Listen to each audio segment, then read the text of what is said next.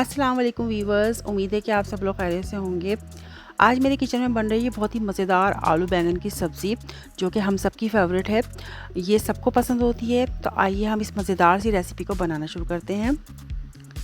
आलू बैंगन बनाने के लिए मैंने 800 ग्राम बैंगन ले लिए। ये इस तरह के बैंगन हैं, आप देख सकते हैं, हल्के कलर के। आप चाहें तो डार्क कलर के बैंगन भी ले सकते हैं। मैंने दरमियाने साइज़ के, ये ना तो बहुत ज़्यादा छोटे हैं ना बड़े हैं, दरमियाने साइज़ के मैंने 800 ग्राम बैंगन लिए हैं। अब बैंगन को हम कट कर लेंगे। तो ऊपर से जो इसकी डंडी होती है ये हम फेंकते नहीं हैं, इसको भी हम इस तरह से, ये देखें मैंने इस तरह से इस पर कट लगा लिए हैं। और ये भी हम बड़े शौक़ से खाते हैं। बैंगन की कटिंग कर रही हूँ मैं। वैसे तो मैं चकोर हर तरह से बैंगन की कटिंग कर लेती हूँ, लेकिन आज मैं बैंगन की कटिंग करूँगी लंबे साइज़ में। तो हम काटेंगे लंबाई में इस तरह से बैंगन को। आपकी मर्ज़ी है, आप जिस तरह चाहें इसकी बैंगन की कटिंग कर सकते हैं। मैं लंबाई एक के साइज़ में जो है बैंगन की कटिंग कर रही हूँ। ये देखें, इस तरह बैंगन की कटिंग करनी है हमें। अच्छा, एक बॉल ले लिया है मैंने, उसमें पानी ले लिया है, 1 चमचा हम उसमें नमक डालेंगे। और बैंगन को काटने के बाद हम नमक वाले पानी में भिगो देते हैं, ताकि बैंगन जो है वो काले ना पड़े। और अगर इसमें थोड़ी बहुत भी कड़वाहट होती है बैंगन में, तो वो नमक के पानी में ख़त्म हो जाती है और बैंगन का टेस्ट भी बहुत अच्छा आता है। तो बैंगन को हम थोड़ी देर के लिए भिगो देंगे। तो इस तरह से तमाम बैंगन मैंने काट के और इनको भिगो दिया है। दूसरी तरफ मैंने आलू लिए हैं, जिनको मैंने पील ऑफ करके इनको अच्छी तरह वॉश कर लिया था। ये भी तकरीबन 800 ग्राम ही आलू हैं मेरे पास। दोनों मैंने सेम क्वांटिटी ली है। आपकी मर्ज़ी है, क्योंकि आलू मैं बड़े शौक़ से खाती हूँ, तो मुझे ज़्यादा क्वांटिटी में पसंद है आलू। तो मैंने इस तरह से दोनों बराबर क्वांटिटी में ली हैं। आलू को भी हम लंबे लंबे वेजिस की उसमें काट लेंगे, जिस तरह पोटैटो वेजिस होते हैं। अब एक कढ़ाई लेंगे, उसमें मैंने तकरीबन 1 कप ऑयल डाला है। और 1 कप ऑयल डालने के बाद मैं आलू को इसमें शैलो फ्राई करूँगी। हम आलू को पहले फ्राई करेंगे। आलू को फ्राई करने से इसकी एक तो इसका टेस्ट बहुत अच्छा आता है, और इस पर हल्की सी कोटिंग आ जाती है ब्राउन लाइट गोल्डन कलर की, जिससे ये बड़े अच्छे लगते हैं खाने में। तो आपकी मर्ज़ी है, आप चाहें तो बग़ैर फ्राई किए हुए आलू भी इस्तेमाल कर सकते हैं।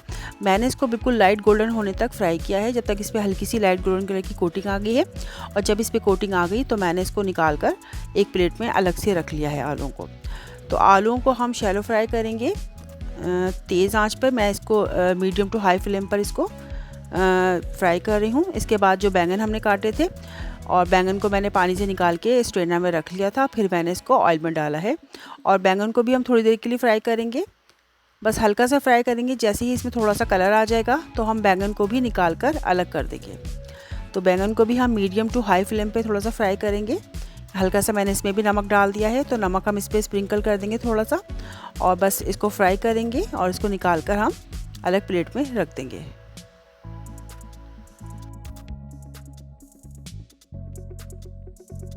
अब इसी ऑयल में हम 1 चमचा ज़ीरा डालेंगे। ज़ीरे को थोड़ा सा फ्राई करेंगे।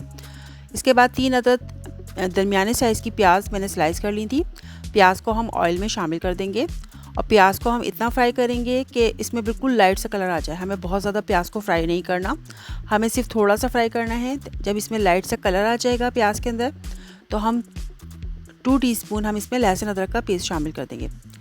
तो लहसुन अदरक का पेस्ट जाएगा, उसको भी हम थोड़ा सा फ्राई करेंगे प्याज के साथ। अब हम इसमें ड्राई मसाला डालेंगे, जिसमें तकरीबन 1.5 टीस्पून मैंने लाल मिर्च पाउडर डाला है, और 1 टीस्पून मैं इसमें हल्दी डालूँगी, और 1 टीस्पून मैंने धनिया पाउडर डाला है, और 1 टीस्पून ही नमक जाएगा। नमक आप अपने टेस्ट के मुताबिक डालिएगा। नमक मैंने फ्राई करते वक्त आलू में और बैंगन में भी डाल दिया था। ये 4 अदद बड़े साइज़ के टमाटर थे, जिनको मैंने बारीक चॉप कर लिया था। तो टमाटर हम इसमें शामिल कर देंगे। आप चाहें तो टमाटरों को ब्लेंड करके भी डाल सकते हैं। मैंने चॉप करके टमाटर डाले थे, और अब इसको ढक के हम इसको सॉफ्ट होने तक पकाएंगे। 5 मिनट तक टमाटर पकाने के बाद ये देख सकते हैं 5 मिनट बाद टमाटर थोड़े से सॉफ्ट हो गए थे। तो इसको हम किसी भी चमचे या स्पैचुला की मदद से इसको हम अच्छी तरह से मैश कर लेंगे टमाटरों को, ताकि इसकी अच्छी सी गाढ़ी सी ग्रेवी बन जाए। तो टमाटर को मैंने अच्छी तरह से स्पैचुला से इस तरह से इसको मैश कर लिया। आप देख सकते हैं इसकी मज़ेदार सी गाढ़ी सी ग्रेवी बन गई है। इसमें मैंने कोई भी गरम मसाला इसमें डाला नहीं है, सिवाय मैंने इसमें ज़ीरे के, मैंने इसमें सिर्फ 1 चमचा ज़ीरा डाला था, और कोई भी गरम मसाला इसमें शामिल नहीं किया है। बिल्कुल सादे से सिंपल से मसाले हैं।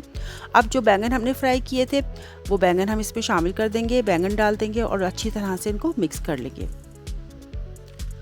इसके बाद आलू डाल देंगे। जो आलू हमने फ्राई किए थे वो भी हम इसमें शामिल कर देंगे, और इन दोनों चीज़ों को अच्छी तरह से आलू और बैंगन को मिक्स कर लेंगे। अब हमें अच्छी तरह से मिक्स करके इसको ढक के हमें पकाना है जब तक ये आलू हमारे अच्छी तरह से गल नहीं जाते। तो हम इसको कवर कर देंगे और इसको अच्छी तरह से स्लो फ्लेम पर पकाएंगे, क्योंकि हमने इसमें बिल्कुल भी पानी शामिल नहीं किया है। ये टमाटरों के पानी में ही मसाला बना था और पानी हमने बिल्कुल शामिल नहीं किया है। 10 मिनट के बाद जब मैंने देखा कि बैंगन थोड़े से 10 मिनट के बाद मैंने इनको चेक किया तो बैंगन देखें अच्छी तरह से पक रहे थे।